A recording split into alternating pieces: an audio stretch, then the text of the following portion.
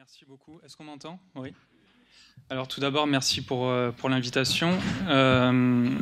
Donc je vais aborder, jusqu'à présent on a surtout abordé la part biomédicale, génétique, enfin bref, sciences naturelles au sens très large de la question de l'hérédité, etc.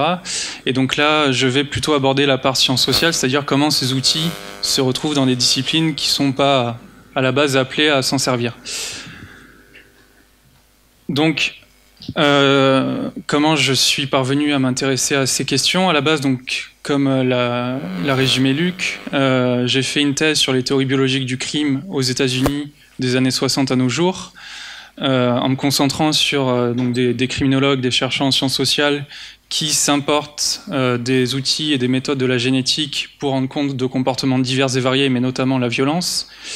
Et après la soutenance de ma thèse, je me suis intéressé à d'autres domaines proches de ces questionnements, notamment à la science politique, à l'économie, à la sociologie, qui recourent aussi de façon croissante à ces outils. Et donc, on a un certain nombre d'expressions qui ont fleuri depuis le début des années 2000, grosso modo, de la part de chercheurs en sciences sociales qui prétendent combiner sciences sociales et sciences naturelles. Et donc, bon, ma thèse était sur la criminologie biosociale, mais on parle aussi de sociogénomique, de génopolitique, de neurosciences sociales, etc. Donc ce phénomène est lié de près à un autre domaine, celui de la génétique comportementale, qui est principalement fait de psychologues, et qui ont mis en place des bases de données, notamment de jumeaux, mais pas seulement, exploitables par des chercheurs qui n'ont pas de formation ou de moyens de produire des données en génétique. Et ça se retrouve sans surprise dans la littérature que j'étudie en sciences sociales, puisque les deux moyens principaux, les deux méthodes principales utilisées par ces chercheurs, ce sont les Twin Studies et les Candidate Gene Studies. Et plus récemment, on a les GWAS, mais c'est encore assez peu développé, puisque ça nécessite des moyens financiers importants, et donc on peut seulement nommer la mise en place d'un consortium de recherche donc, qui s'appelle le SSGAC et qui a notamment participé à la publication de l'article dont on a parlé tout à l'heure sur la réussite scolaire et l'intelligence dans Nature Genetics. Donc ça c'est un exemple, mais la plus grande majorité de ces travaux se limite à des Twin Studies qu'on verra avec des modèles un peu classiques, pour ne pas dire obsolètes, et des études de gènes candidats. Donc quand je me suis intéressé à ces questions, une des choses qui m'a le plus frappé en tant que sociologue et sociologue historien des sciences, c'est la continuité conceptuelle entre ce qu'avait envisagé Galton en 1875, quand il avait émis l'idée d'utiliser des jumeaux pour résoudre le débat nature-culture, et ce que ces chercheurs en sciences sociales font aujourd'hui. C'est-à-dire que si, bon, la méthode évidemment a évolué depuis, c'est beaucoup plus sophistiqué mathématiquement et statistiquement, mais le principe sous-jacent demeure, c'est d'essayer de voir dans quelle mesure les comportements humains sont liés à des facteurs génétiques versus environnementaux. C'est-à-dire que d'entrée, on a un dualisme qui se retrouve encore aujourd'hui et qui, d'un point de vue scientifique, ne fait pas sens ni d'un point de vue des sciences naturelles, ni des sciences sociales. C'est-à-dire qu'il y a de nombreux sociologues, et parmi les plus connus, depuis Durkheim jusqu'à Bourdieu en passant par Elias, qui ont toujours soutenu évidemment la continuité entre les processus psychologiques, biologiques et sociaux. Et donc c'est pas du tout ce qu'on a dans ces chercheurs qui utilisent les Twin Studies ou les études de gènes candidats, puisque eux postulent une antinomie, voire une opposition. C'est-à-dire que s'il y a un facteur environnemental, c'est presque contre la génétique et inversement. Et donc, c'est quelque chose qui est frappant et qui s'observe s'agissant de thématiques très variées. Donc, on a un article, par exemple, connu en sciences politiques de 2005 de Alford et al. Sur la transmission génétique des opinions politiques. On en a en criminologie, ou on en a encore en économie, en sociologie, etc. Donc, c'est un truc qui est très varié, qui prend des formes diverses, mais toujours avec le même postulat de départ, qui est d'avoir, voilà, une quantification des facteurs génétiques et environnementaux qui prennent place dans les comportements humains. Et donc pour vous donner une idée de cette diffusion des Twin Studies, notamment en sciences sociales, donc j'avais fait ce tableau, mais qui qui est une estimation vraiment à la baisse de l'ampleur du phénomène, qui montre par discipline de revue le nombre de Twin Studies publiés voilà, comme articles. Donc bon, c'est quelques dizaines tout au plus, donc vous me direz c'est pas si grave que ça, mais c'est des articles qui sont très très visibles, puisqu'ils ont un effet de distinction et de radicalité en sciences sociales, dans la mesure où ils viennent s'attaquer aux théories sociologiques, politistes, etc., les plus ancrées. Et donc même si quantitativement, il y a effectivement assez peu de chercheurs et d'articles qui travaillent ces questions, ils sont très visibles et largement surreprésentés dans la littérature. Et donc ça touche des traits, des phénotypes, hein, comme ils disent, très très variés. Je vous en ai entouré 4 en rouge parce qu'ils m'ont beaucoup fait rire. Donc les attitudes vis-à-vis de l'astrologie, c'est-à-dire est-ce que vous y croyez ou non, c'est substantiellement héritable. Le fait de prendre un petit déjeuner aussi. Le fait d'aimer l'art moderne, ou encore le fait de lire des livres. Donc, c'est toutes ces recherches qui sont produites dans des disciplines variées, et pas seulement d'ailleurs en sciences sociales, hein, vont justifier en fait le fait que des chercheurs en sciences sociales s'intéressent à la génétique sous cette forme. C'est-à-dire que des chercheurs vont dire oui. Ah oui, enfin dans un sens, c'est héritable, pas génétiquement, mais c'est un caractère. Enfin, ça dépend un peu de ce qu'on appelle héritable. Je vais y venir, mais justement, il y a un glissement conceptuel entre héritabilité et caractère génétique des comportements.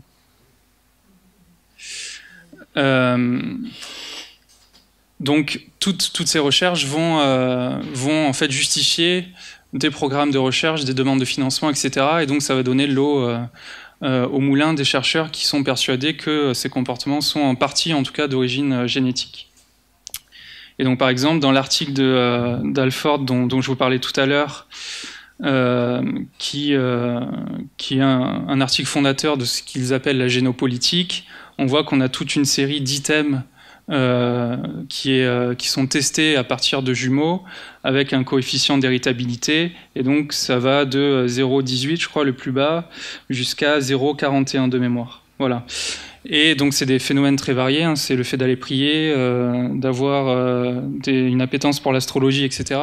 Et à la fin, c'est mis dans des index quantitatifs qui sont insérés dans des analyses de régression, etc. Et on en tire des conséquences sur le caractère environnemental ou génétique des comportements. Et donc c'est là que le glissement apparaît, c'est-à-dire qu'à partir d'un concept de variance calculé au sein d'une population de jumeaux, on en déduit que c'est génétique, donc que la cause du comportement est génétique. Et donc là, bon, j'ai traduit la conclusion qu'en tire Alford et al., donc c'est des politistes. Ils s'opposent clairement aux facteurs environnementaux, et notamment familiaux, dans la transmission des comportements et des opinions politiques. Et en fait, dans tous les articles en sciences sociales qui sont publiés, qui recourent des Twin Studies, ils confondent la variance dans une population et l'origine génétique des causes qui expliquent le comportement. C'est pour ça que je parle de génétique et pas de variance, et je sais que ça va faire bondir certains d'entre vous, mais c'est parce que c'est les chercheurs eux-mêmes qui utilisent ces termes et qui font comme si c'était équivalent. Et donc, ça crée un effet de distinction, puisque, donc, par exemple, l'article de Alford et al., qui est honnêtement pas l'article de l'année ou encore moins du siècle, il a été cité plus de 1000 fois au jour d'aujourd'hui, ce qui en sciences sociales est considérable. Depuis 2005. Plus de 1000 fois pour un article qui utilise une méthode très simpliste de Twin Studies, avec des items, on l'a vu, assez presque marrants pour certains. Voilà, donc c'est des articles qui sont très visibles, et il a été publié dans l'American Journal of Political Science, qui est une des revues majeures dans l'étude des comportements politiques. Donc, tout ça, évidemment, si je vous le présente, c'est que ça a des conséquences très concrètes sur la production du savoir en sciences sociales, puisque du coup, les chercheurs qui participent de ces études attendent de collègues qui ne le font pas, qu'ils commencent à le faire.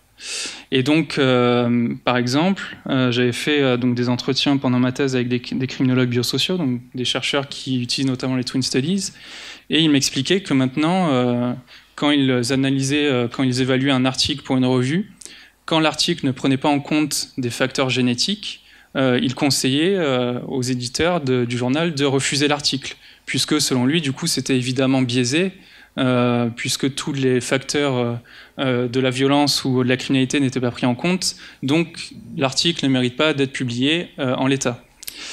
Et donc, on voit que ça peut avoir des effets importants, malgré que ces chercheurs soient en soi peu nombreux, ils peuvent quand même orienter des programmes scientifiques dans leur discipline parce qu'ils sont visibles et qu'ils ont des moyens peut-être que d'autres chercheurs n'ont pas.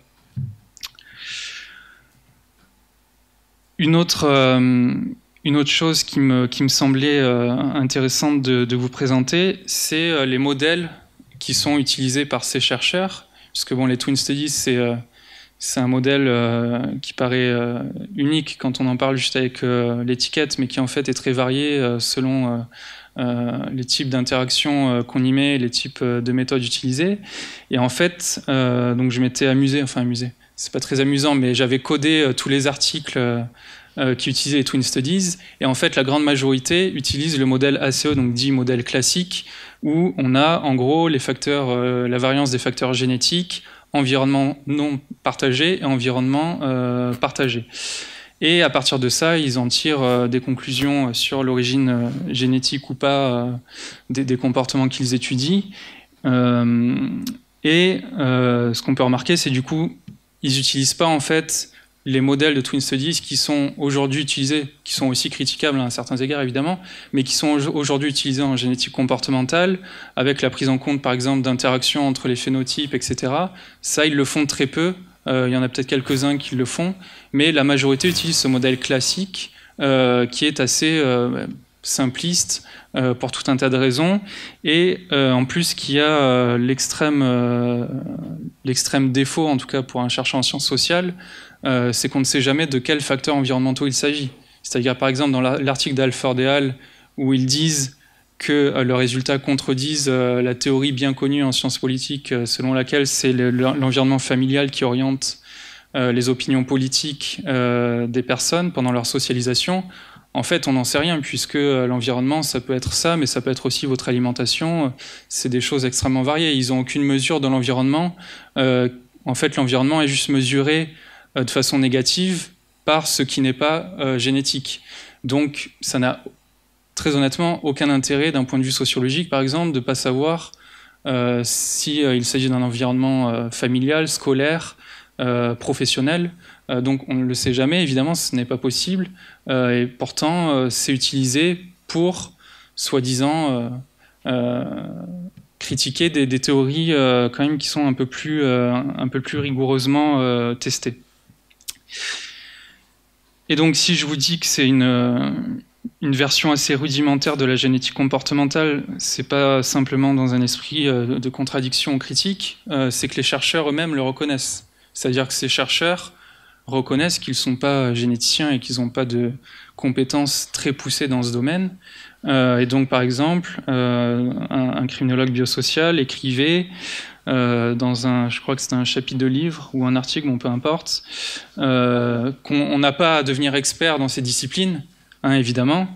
Il faut juste comprendre les rudiments de la génétique, de la neurobiologie, de la biologie évolutionniste, pour pouvoir lire, apprécier et appliquer cette littérature à des problèmes de criminologie. Donc en fait, il faut juste que ça apparaisse crédible. Et le parallèle avec les statistiques est assez intéressant. Donc voilà, ça montre bien que quand je vous dis qu'ils utilisent des modèles qui sont considérés comme obsolètes, encore plus en tout cas que ceux qu'on utilise actuellement et qui sont déjà critiquables à certains égards, eux-mêmes le reconnaissent et ça ne les dérange pas parce qu'ils n'ont pas le sentiment que ça pose un problème particulier d'un point de vue scientifique. En tout cas, c'est ce qu'ils disent. Et donc ça, évidemment, bon, c'est un exemple qui peut paraître anecdotique, mais c'est quelque chose qui s'observe par des entretiens que j'ai faits. J'ai pu vérifier qu'ils n'avaient pas de connaissances approfondies de la littérature la plus récente sur ces questions. Moi, la connaissance, je ne l'avais pas à la base, mais je l'ai acquis justement pour pouvoir comprendre quel modèle ils utilisaient. Et moi-même, qui ne suis pas généticien, loin de là, je voyais qu'ils n'étaient pas au courant des problématiques les plus récentes dans ce domaine. Donc c'est pour vous donner une idée quand même de l'écart entre ce qu'ils font et ce qui est fait en génétique comportementale, en tout cas dans les espaces les plus réservés, autorisés de ces questions. Et donc, les criminologues, au départ, je me demandais si c'était une exception. Est-ce que peut-être c'est parce que je suis tombé sur des chercheurs un peu marginaux ou pas rigoureux. En fait, quand j'ai poursuivi après mes recherches pendant mon post-doctorat à Montréal sur d'autres domaines, notamment sur la science politique, l'économie ou encore la socio, on voit qu'eux aussi utilisent le modèle classique des Twin Studies, ACE, et que ça pose pas de problème. Par exemple, l'article de Halford et Hall que je vous ai mentionné plusieurs fois utilise ce modèle. Des économistes dont David Cesarini, qui est aussi un co-auteur de l'article sur l'éducation qu'on a vu tout à l'heure dans Nature Genetics, utilise ce modèle. L'équipe de recherche de Melinda Mills, qui est professeure de sociologie à Oxford et qui a eu un gros projet financé par l'ERC, utilise également ce modèle. Donc c'est quelque chose qui est fait régulièrement, c'est publié dans des revues de sciences sociales par des chercheurs qui sont respectables sous tous aspects, c'est-à-dire qui sont employés dans des universités souvent prestigieuses, en tout cas certains d'entre eux, ils ont des programmes de recherche financés, et ça ne pose pas de problème d'utiliser ces modèles. Donc une question que ça pose, évidemment, c'est d'accord, bon, que eux ça les dérange pas, pourquoi pas, mais malgré tout ils arrivent à les publier et ça ne dérange visiblement pas les revues qui publient ces articles. En fait, une raison qui est évidente, en tout cas d'un point de vue de sociologie des sciences, tient à la division sociale du travail scientifique. C'est-à-dire que ces chercheurs, ils ne publient pas dans Nature ou Science, en tout cas la plupart d'entre eux ne le font pas. Il y a quelques exceptions du type de David Cesarini, mais quand ils le font, ils utilisent des GWAS, c'est pas des Twin Studies. Et en tout cas, la plupart des articles qui sont publiés dans des revues de sciences sociales, évidemment, ne sont pas évalués par des gens qui ont des compétences précises en génétique comportementale, ni même en biologie de façon très générale.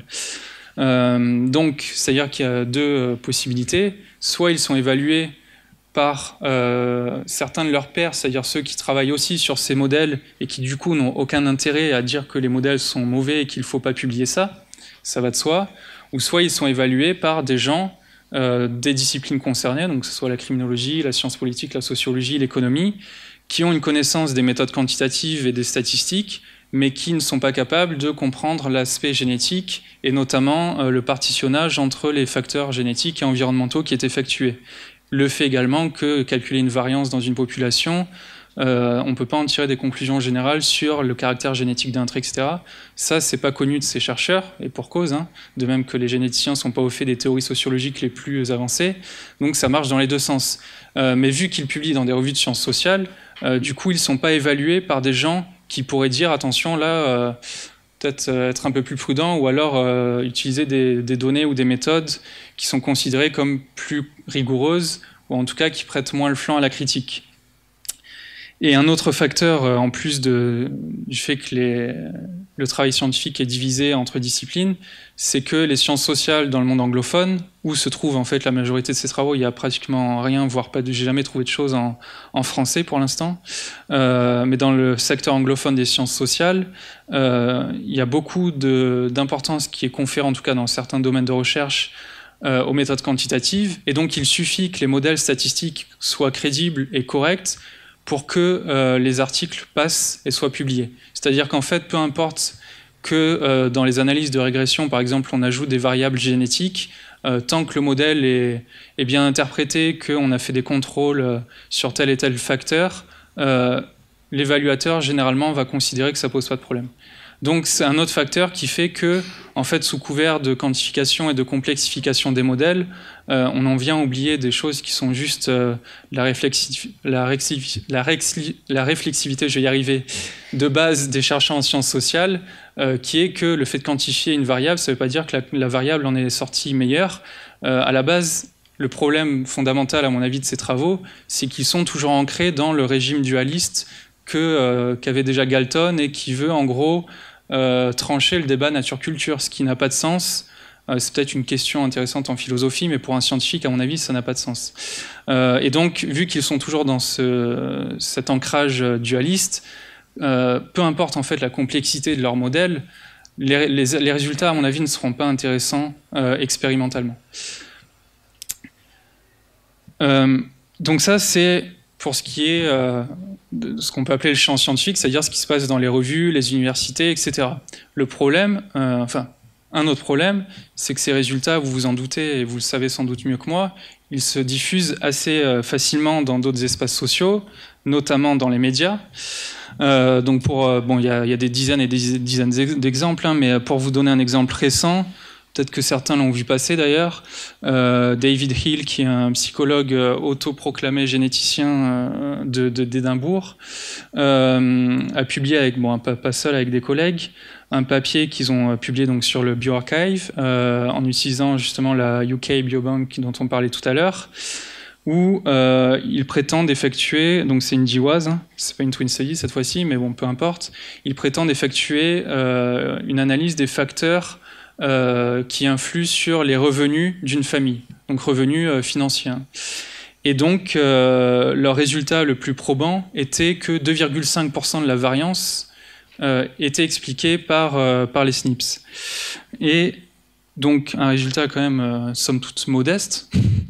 Mais donc, quand on voit ce qu'il dit lors des interviews qu'il a données à des journaux, donc notamment à Wired, il dit qu'en fait, heureusement, qu'on trouve qu'une partie de la variance est d'origine génétique, puisque sinon ça voudrait dire que la société est tout à fait injuste en n'accordant pas d'avantages sociaux et financiers aux gens qui sont plus intelligents grâce à leur génétique.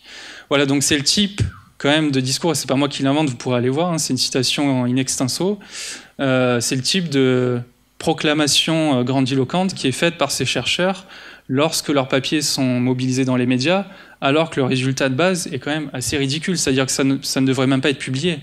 2,5% de la variance, ça veut dire que en fait, c'est infime. Même si c'est vrai, admettons 2 minutes que ce soit vrai. Donc, quel est l'intérêt ? Moi, il ne me paraît pas quand même très développé. Et donc, ça se diffuse évidemment dans les médias anglophones, mais aussi francophones. Donc, il y avait un article dans Sciences et Avenir assez critique, il est vrai, mais ça veut dire quand même que c'est couvert et que les chercheurs qui travaillent dans ces champs ont une visibilité importante, pas seulement dans leur discipline, mais aussi dans les médias. Donc ça, c'est un des problèmes, à mon avis, c'est que du coup, évidemment, les gens qui n'ont pas forcément de compétences particulières en génétique, en sciences sociales, enfin en sciences en général, peuvent être peut-être floués, hein, sans présupposer que les gens sont naïfs, mais ça peut quand même poser des problèmes sur la culture scientifique des gens. Ça, c'est un problème évidemment important.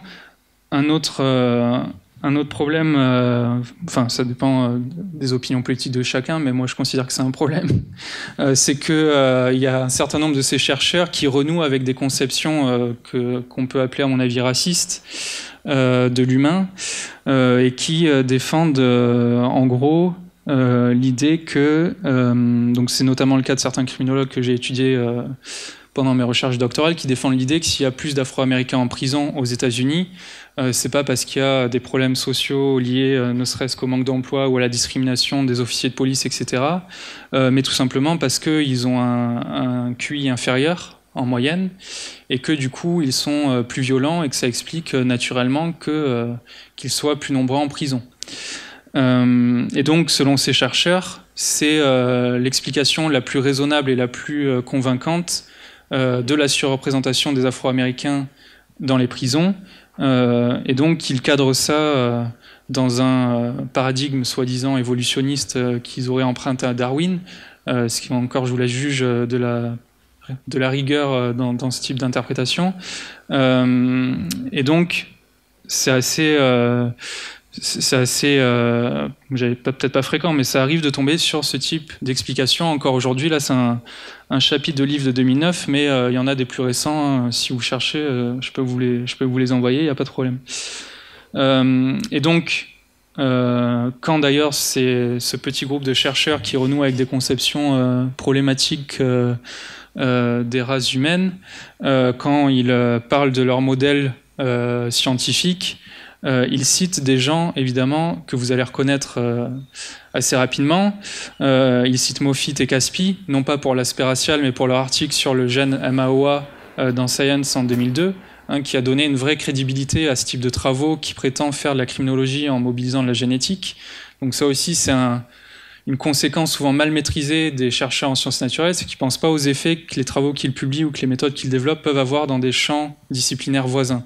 Et donc un effet de la publication de cet article de Caspi, Moffitt et d'autres, c'était de légitimer en criminologie, c'est-à-dire dans les sciences sociales, le fait de regarder de ce côté. Puisqu'on se disait, bon, si c'est publié dans Science, ça veut dire que c'est respectable, prestigieux, et si les généticiens le font, enfin bon, en l'occurrence c'est des psychologues, mais si des généticiens le font, il faut aussi qu'on se penche sur la question. Donc ça, c'est un des problèmes, justement, et un des risques des revues qui, comme Nature, Science, cherchent toujours à faire la course à l'innovation, c'est que du coup, parfois, des résultats qui ne tiennent pas la route sont publiés parce que c'est sexy et que ça va être diffusé, mais ça a de vrais impacts sur les programmes scientifiques de discipline. Mais bon, mis à part Moffitt-Caspi, évidemment, on retrouve Erstein et Murray dans leur modèle, Lin, Eysenck, Gottfredson, bref, tous les classiques des interprétations racialistes des comportements humains, et tout ça agrémenté de Charles Darwin pour donner un vernis scientifique évolutionniste, mais évidemment en fait dans leurs travaux ils m'obligent jamais vraiment les travaux de Darwin ou les travaux le néo-darwinisme, c'est simplement pour donner un vernis scientifique à leurs énoncés.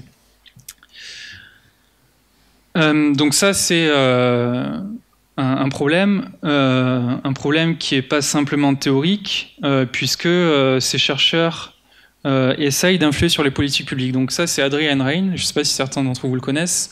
Il se présente comme neurocriminologue.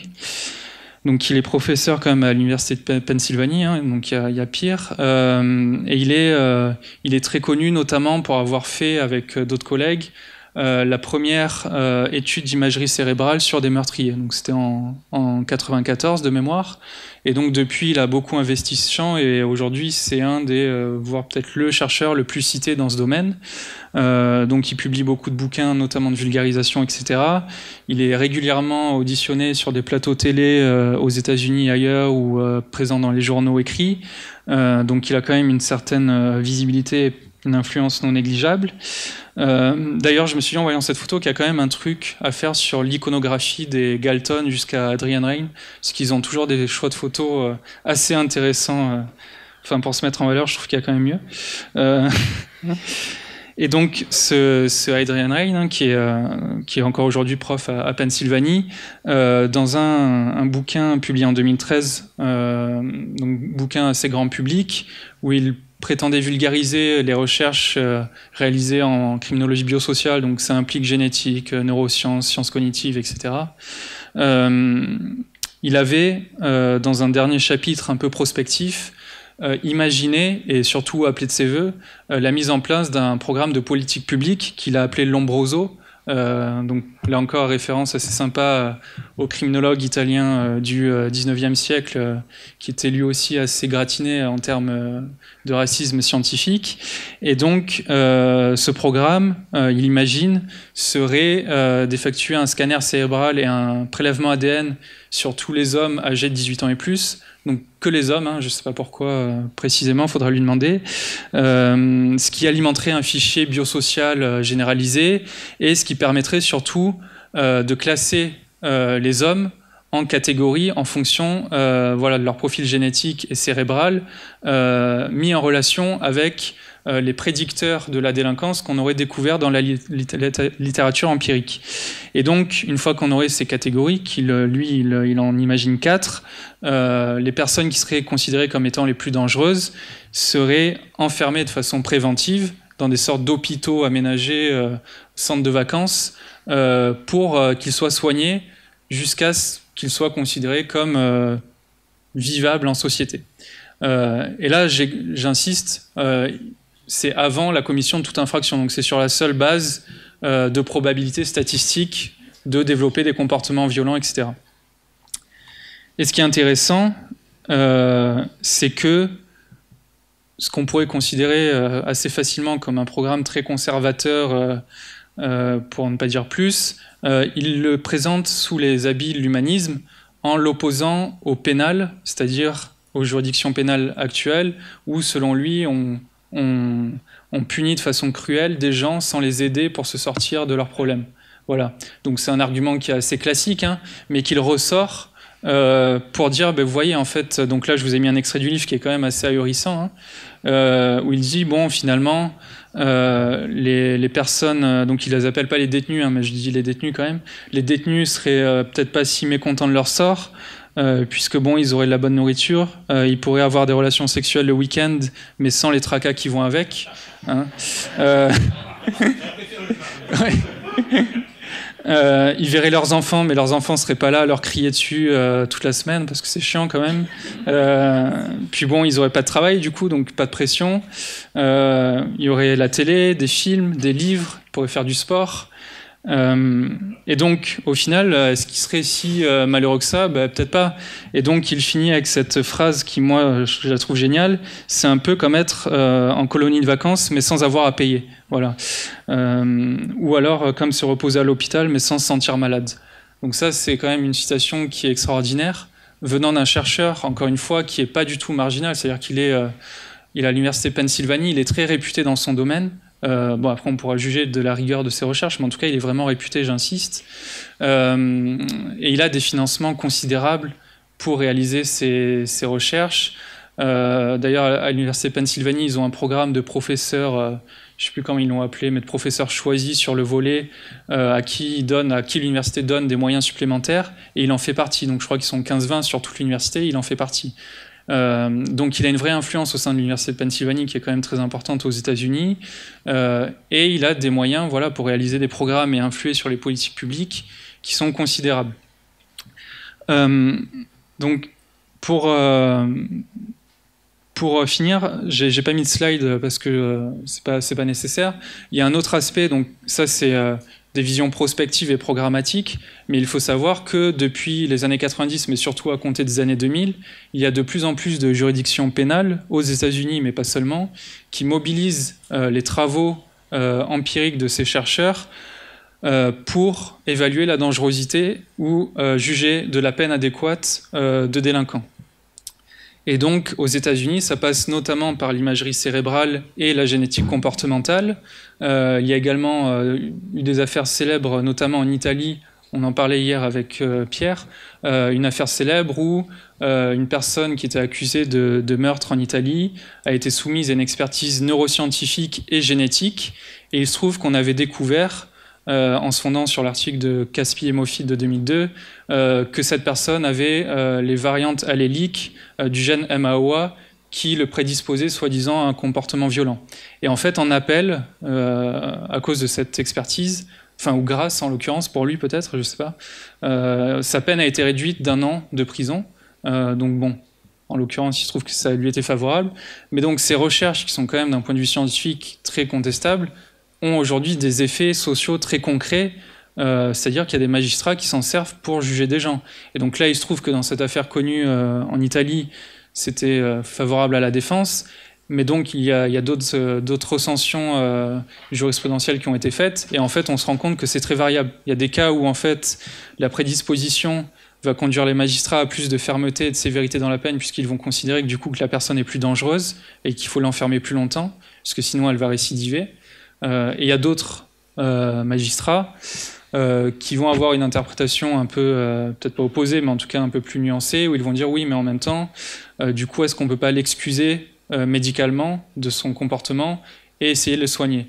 Mais on voit que dans les deux cas, en fait, que ce soit en fait favorable ou pas à la personne qui est condamnée, ça repose sur un savoir qui est quand même assez contestable, et pourtant c'est utilisé de façon très décomplexée, même ça ne veut pas dire qu'il y a des milliers d'affaires, mais il y en a quand même quelques dizaines, surtout aux États-Unis et aussi au Royaume-Uni, où ces travaux sont vraiment mobilisés.